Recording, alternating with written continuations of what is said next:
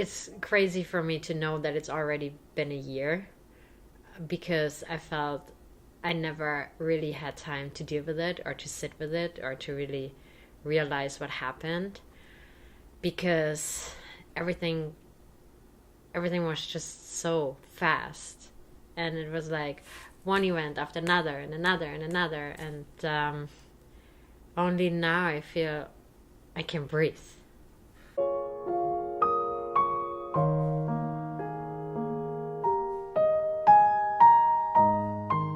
It was March 22nd, 2018. It was Friday morning. I was walking with my dog and my daughter outside around the block. We did that every morning. And my aunt was calling me. And it was interesting because usually my aunt never called that early, but I had like a little, not really fight, but argue with my mom on the phone a few days before. And I thought my aunt would call to tell me, okay, call your mom. let's make it up. So I answered the phone, and she seemed to be like, I don't know, funny enough, in a very good mood. She said, oh, you're outside. When are you home? And I was like, I don't know. Why can't we just talk now? And she was like, no, I want to talk when you're home. And she insisted. And I was like, what? So I went home and I called her back. And meanwhile, my nanny came. And when I called her, she said, okay, is your husband there? I was like, no, why do you want my husband? Like, but it's interesting because I never thought about something suspicious. And then she said, okay, your mom is dead. And I asked my aunt what happened, and she said, well, they're not sure yet, but it looks like she took her life.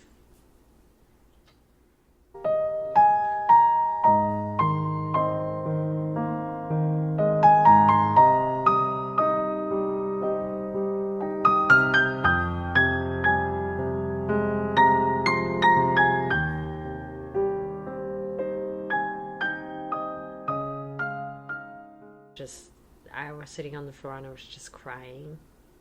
I didn't know what happened. Felt like somebody pressed a button and the whole world was like standing still.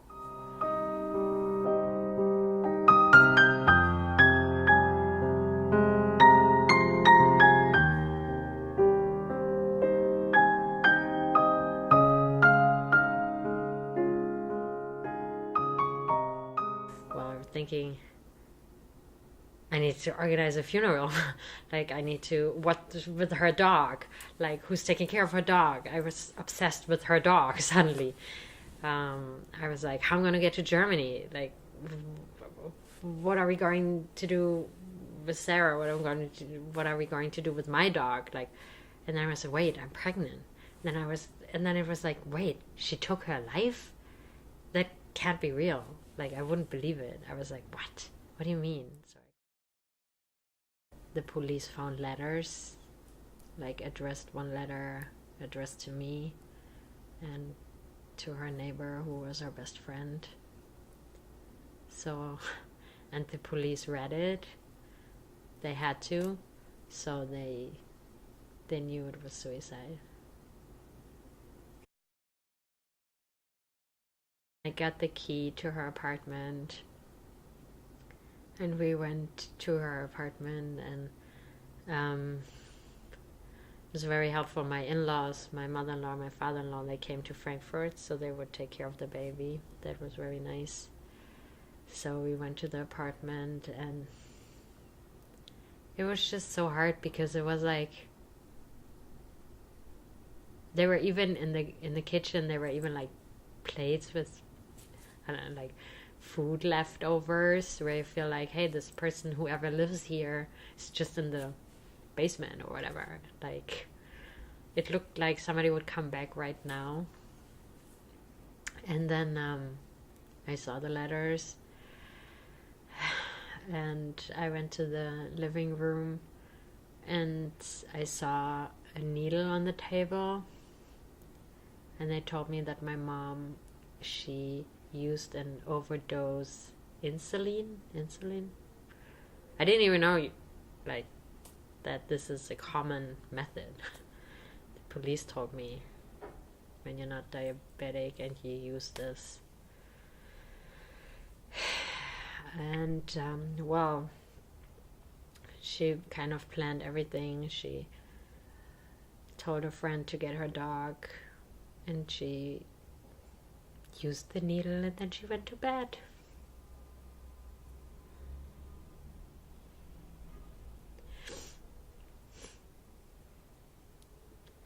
Yep, and she just never woke up.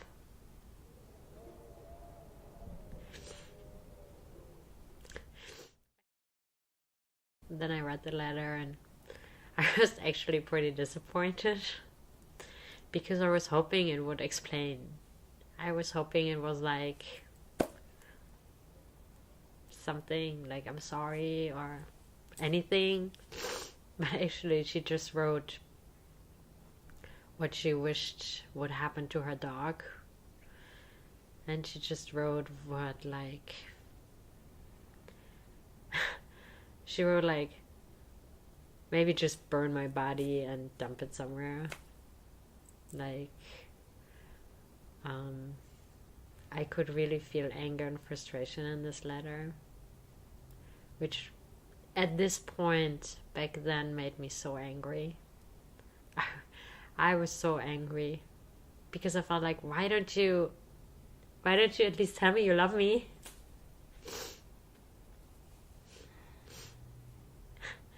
It felt like, if you're already leaving me, can you just please explain? Did you know that she was suffering from depression? Yes and no. Like she mentioned it, and I know she was seeing someone, but I think I never took it serious. I think I was just in this society bubble. Oh, somebody's depressed. Okay, get over it. Like, how hard is it to be depressed? Like, what's depression anyway? So I knew she was depressed, but I didn't know what it means. Let's say it this way.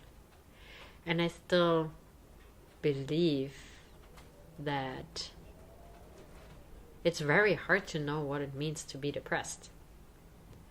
I think depression is such a sneaky illness because it's not logic, and it's very hard to understand if you don't have it. It's almost like when somebody tells you, oh, you will understand when you have kids how much you love them or how you care for them. And it's true, because then you have kids and you feel, oh, that's what they mean. And it's kind of the same with depression for me. Like, you can't understand how it is if you don't have it. And I think I was so angry at this time. I was more angry than sad or than anything, because I felt almost like betrayed.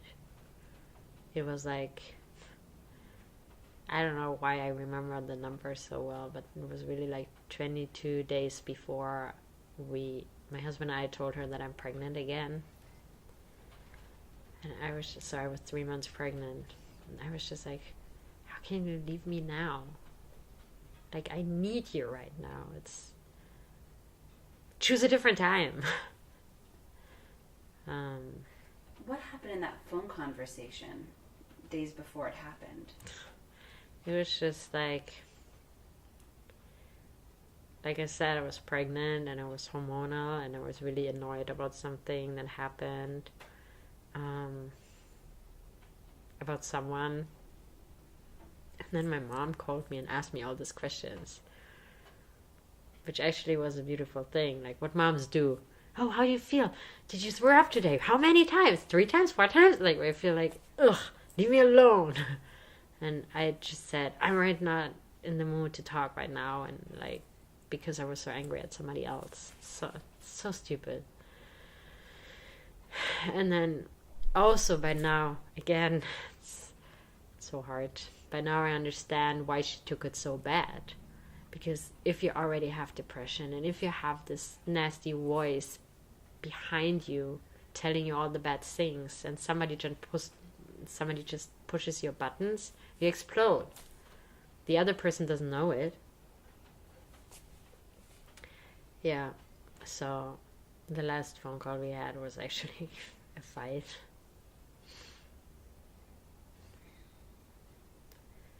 Yep. Did she ever talk about her depression with you? Did you ever get any sense that this was even a thing with her? Like any moments that you could track back and remember?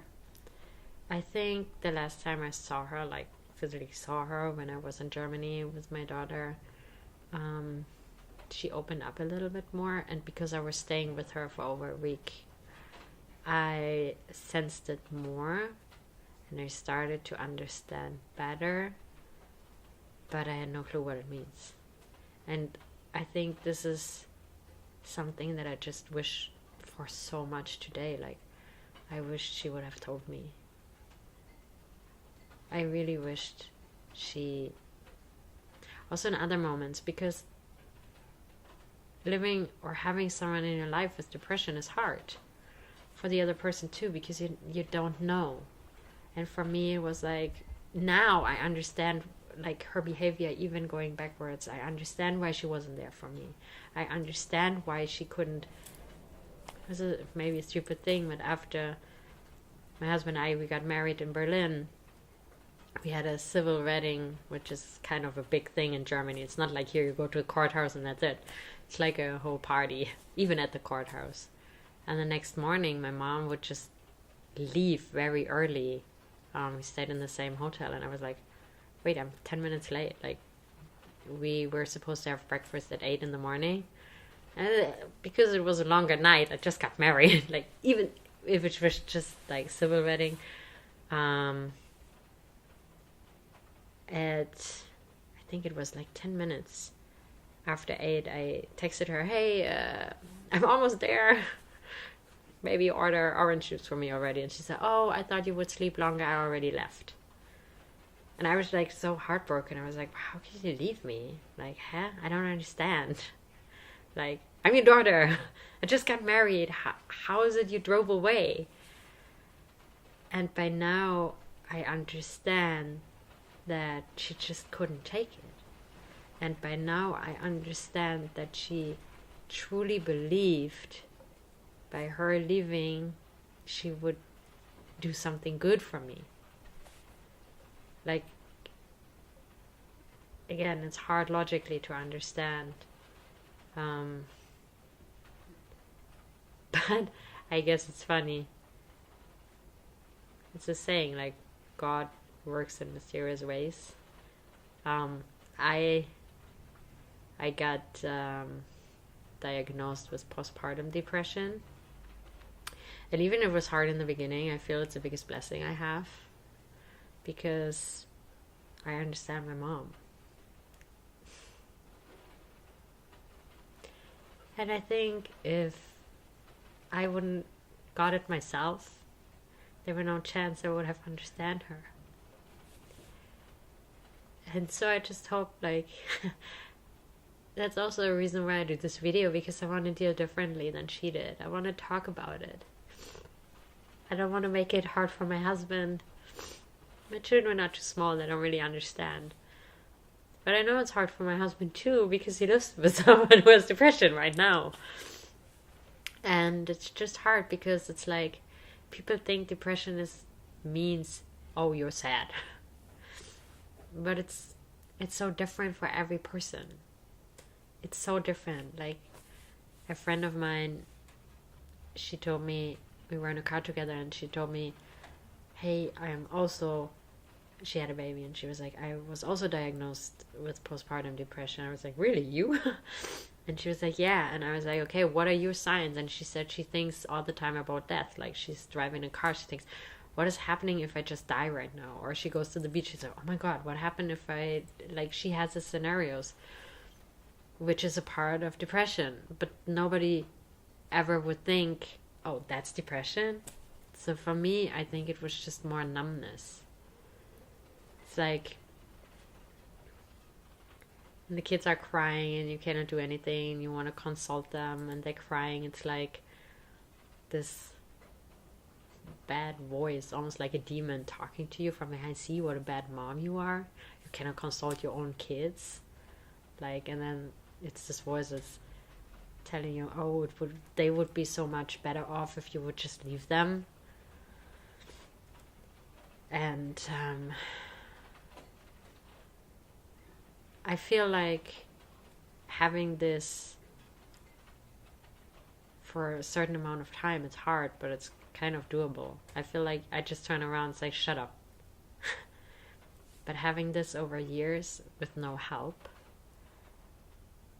it's very hard. So that's why I think that I understand her better. And I think by understanding her, it took a lot of anger away. Why do you think people don't talk about postpartum and depression in general? Because I think everybody's ashamed. First of all, nobody wants to be sick or labeled. And we are so easy, our whole society is so easy with labeling people. And then it's also hard because people love to give advices. And there's the saying, I hope I didn't say it right, good intentions are the pathway to hell. Because people bombard you with good intentions. So, oh, but I just mean well, and I want to help you, and I want to tell you, do this and this and this. And the funny thing is that most of the stuff you do is not really helpful. And people who have depression know this, and you come into this conflict of, okay, I want to talk about it, but I don't want this, what you put on me. And of course, if you have good friends or if you have a really close relationship with family members, you are free to say that, hey, I just want to tell you this, and actually I would appreciate if you don't say something. And so I feel my mom kind of felt the same way. And after I went through her stuff, I found a letter she wrote 2015 where she mentioned the first time, like that I know of, that she thinks the world would be better if she wouldn't be alive. And I think finding this letter was also part of separating her from the depression. I don't know if that makes sense. I even kind of personalized depression. Like I gave it like a character look. I felt like it's almost like a cockroach man, like this shady looking guy with a hoodie standing behind you and whispering stuff in your ear. Because I felt in the end she was a very good woman and she was a very good mother. She always did what she thought was the best. And now I'm a mother myself, and I know you struggle with so many decisions. What's the best for my child? And to really put yourself out and say, okay, maybe that would be best for me, but that's not what's best for my child. And I think my mom definitely did a lot of mistakes. But she also always tried to put me first. And I think one thing that I want to take from her for sure, she never made me feel guilty. And I think this is, I don't know, it's like when you ask me, do you feel guilty? I feel no, because I know with the littlest things, my mom never wanted me to feel guilty. Like I think the biggest thing was when I converted and she knew I eat kosher and stuff, she bought a whole new set of pots and pans, and when I arrived she put it like nicely together. And it's interesting because after she passed away, or even when she's still alive, some other people would tell me, no, your mom was not cool that you converted. Your mom doesn't like it. Your mom doesn't like that you changed everything. I was like, yeah, but she doesn't tell me. And actually you just ruined something, because she didn't tell me on purpose. Because she never felt like, she said, yeah, it's hard for me that my daughter choose a different way, but I don't want her to know that it's hard for me, because if she knows it's hard for me, she feels guilty. And I think that's what actually both of my parents did very much. My dad, who passed away when I was 21, I remember when I told him I quit school, I went to 12th grade and I could see if I can make, I think you would combine it, like, I had a good, I think college degree, whatever. Like, you can go to 13th grade and have a full thing, or you can go to 12th grade and have a half thing. I decided I want the half thing and I don't care about anything else. And my dad came to me and he gave me such a big hug, and we were standing in his kitchen and he said, okay, it's your decision. If you want that, we figure it out together. And he gave me the biggest hug, and I was crying because I was so happy. I was so happy. And after he passed away, one of his friends said, you know, your dad couldn't sleep for 3 weeks because he was so worried about you. But and his friend told me, I kind of pushed him, tell your daughter that's your. And my dad said, no, because I want her to believe that I believe in her. And I do, it's hard, but I believe in her. So I don't want to tell her that I'm worried. And I think that's what both of my parents did, like very, very, very great. They never made me feel guilty about something. And even if they swallowed it and truly had a different opinion, they always gave me this freedom with it. Yeah. How do you cope with, there's a lot of people who've never experienced loss like this. I haven't. I really haven't. I don't even have anyone close in my family that's died, and I really am so afraid when it happens. So this is, and I'm sure there's other people listening to this that are like, she's lost both of her parents. Yeah. And the second, like, to such a tragedy while she was, like, how do you cope? How did you cope? How do you continue to cope? It's the cheesiest answer ever, but I think with God.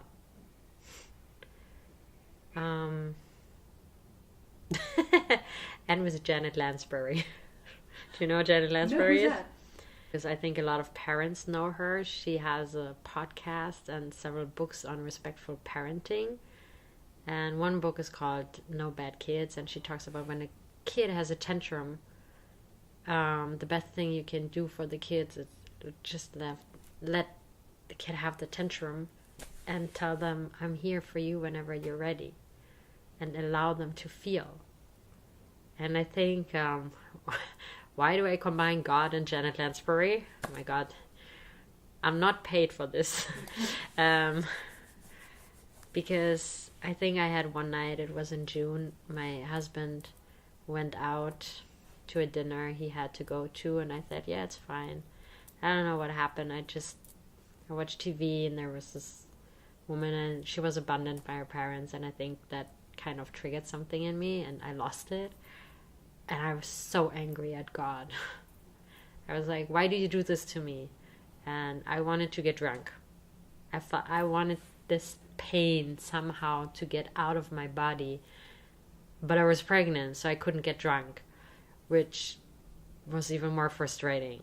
So I felt like I want to hurt myself. I don't know. I want to shatter the bottle of scotch that I cannot drink and take the glass and rip my arms. Like, I felt so much pain inside that I couldn't deal with. I didn't know. So I was just crying, and I was so angry, and I kind of said, God, I demand you to come in front of me, and I want to kick against your shin.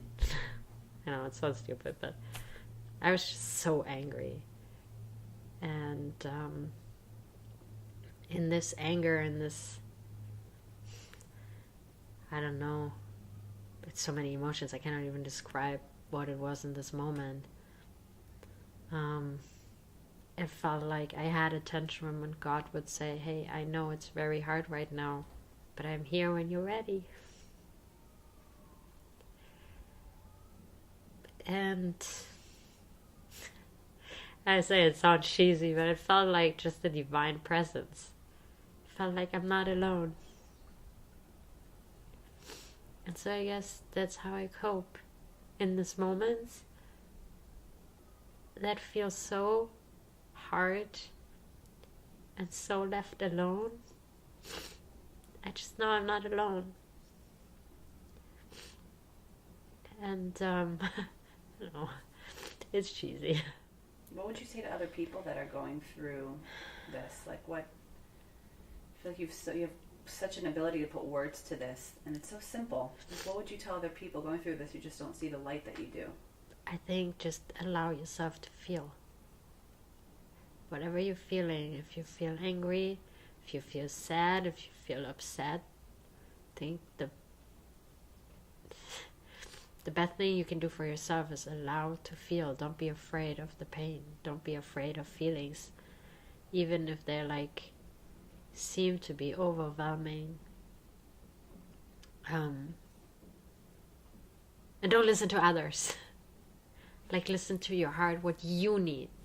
Because I think every grief story is different. Everybody grieves differently. And no matter what people tell you, oh, you should do, yeah, you can listen what you can do and pick yourself what you want. But it's own it. Own your feelings. Own your pain. Own your anger. It's yours and it's there for a reason. How are you channeling all of your emotions now that it's almost a year and all of this time has gone by? Like, what's next for you? To somehow see the good in it. Even if it's unlogically. And I don't see logically anything good that I don't have my mom anymore. And if I could change it, I would change it for the world. Like, I don't know. Forget the lessons I learned. I want my mom back. But since that's not in my powers, I just can do what I can do. And for me, it's like, I want to be able to tell my kids, whatever you go through, there's light in it. There is something that you can take from it, because that's life. Life is not, well, even if I wish it would be this only happy, beautiful faces. No, you go through ups and downs. You go through dark times. And if I can help my kids to tell them and even prove them, look, even if it's dark, there are moments of happiness even in the darkest hour. Yeah, then I think that's something good. And my kids will know that it's true because they know me. It's not just somebody. I think it's sometimes you read stuff. I feel like, yeah, but did this person go through it? It's so easy to say if you haven't been in this place.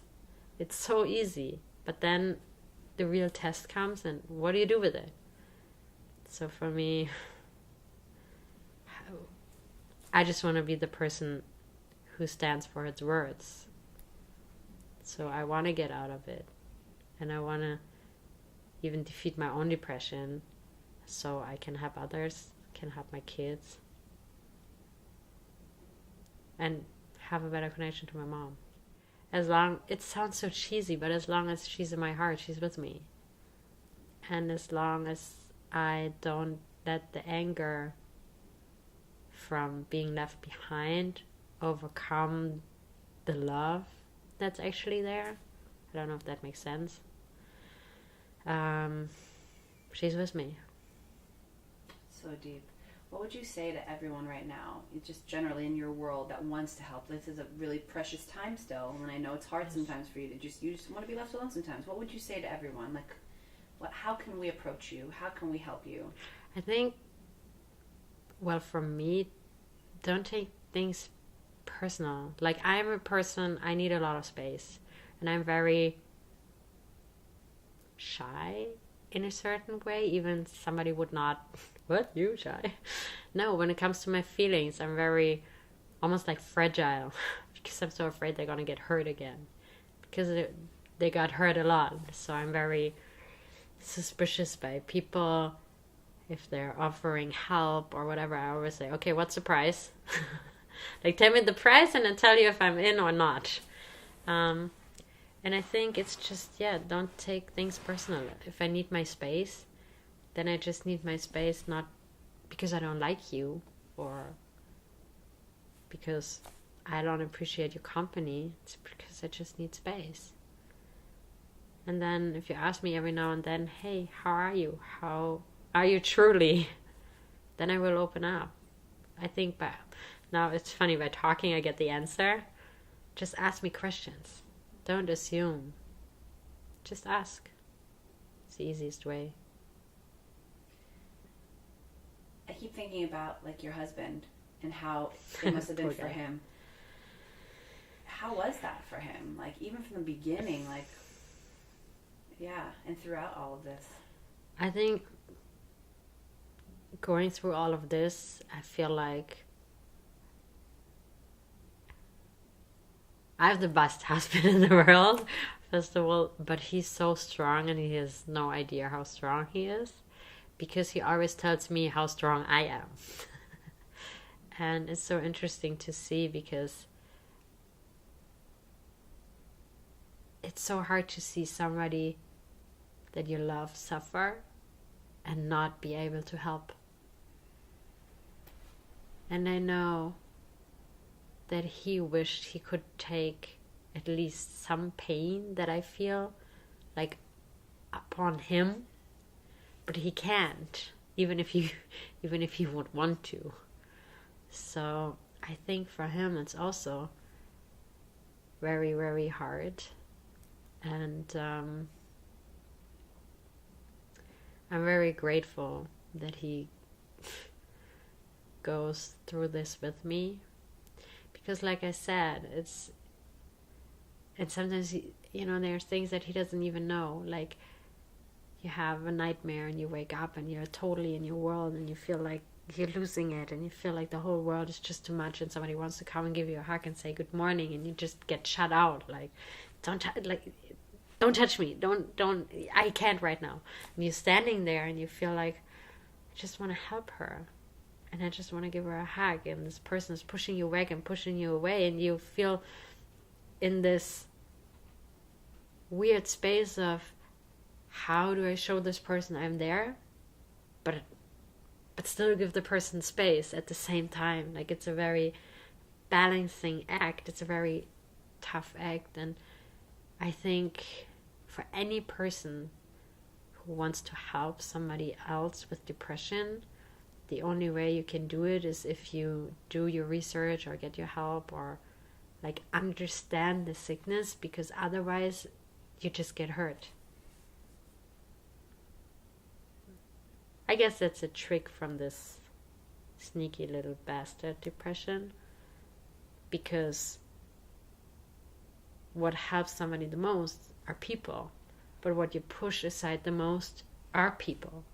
So if somebody has the knowledge to know, okay, this is not this person right now, it's depression talking, that makes you strong and it can help. And I think my husband does a really great job to understand when it's me, his wife, Rachel, talking, and when it's depression talking. What else would you want to say to somebody watching this? And because you've said so much, I just want to say, like, is there something, really beautifully, is there something else that, like, this is the one video someone's watching, like, please don't forget this? The one thing I want to say is, like, if you feel you have depression, get help. Don't be shy. If you feel you know somebody and you want to help them, also get help. Get information. Figure out how you can truly help them. which is very uncomfortable. For everyone who goes through a tough time, just don't give up. And you're not alone. What would you say to your mom right now? To my mom, I would just say, I love you. Come visit me.